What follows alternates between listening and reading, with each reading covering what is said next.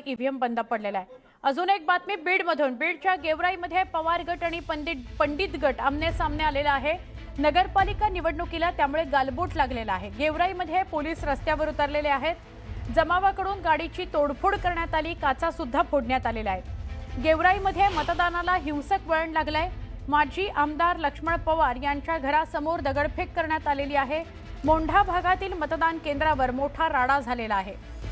गेवराईमध्ये मतदानाच्या दरम्यान हिंसक वळण लागलंय। मतदानाला दोन गट आमने सामने आलेले आहेत। वाहनांची तोडफोड करण्यात आली आहे, त्यामुळे पोलिसांना रस्त्यावर उतरावं लागलेलं आहे। ही दृश्य सुद्धा आता आपल्यापर्यंत आली आहेत। या घडीची महत्त्वाची बातमी, पवार गट आणि पंडित गट आमने सामने आलाय। वाहनाची तोडफोड करण्यात आली आहे। बघा, जमावाकडून गाडीची तोडफोड करण्यात आली आहे। गेवराईमध्ये मतदानाला हिंसक वळण लागले। आमचे प्रतिनिधी सुरेश जाधव यांना विचारूया। सुरेश, हा सगळा काय प्रकार आहे?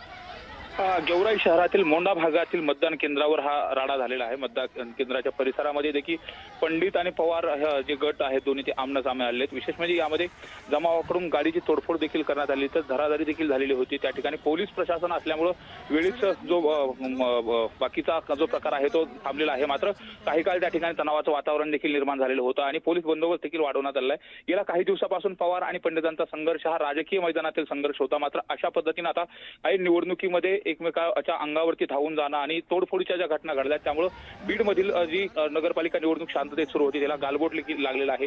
वरिष्ठ पोलीस अधिकारी देखील घटनास्थळावरती दाखल झालेला आहे। तर गेवराईमध्ये जर बघितलं तर गेल्या अनेक वर्षापासून पंडित आणि पवारांचा हा राजकीय संघर्ष होता। अशा पद्धतीने आमने सामने कधी आले नव्हते।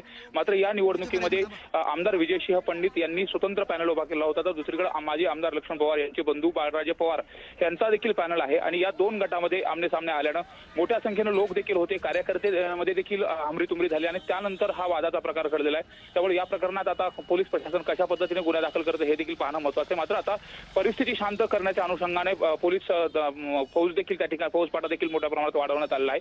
मात्र सध्या गेवराईची परिस्थिती तणावजन्य आहे। नक्की तणावाची परिस्थिती आहे। धन्यवाद माहिती दिल्याबद्दल। बीडमधून ही दृश्य आपण बघत होतो।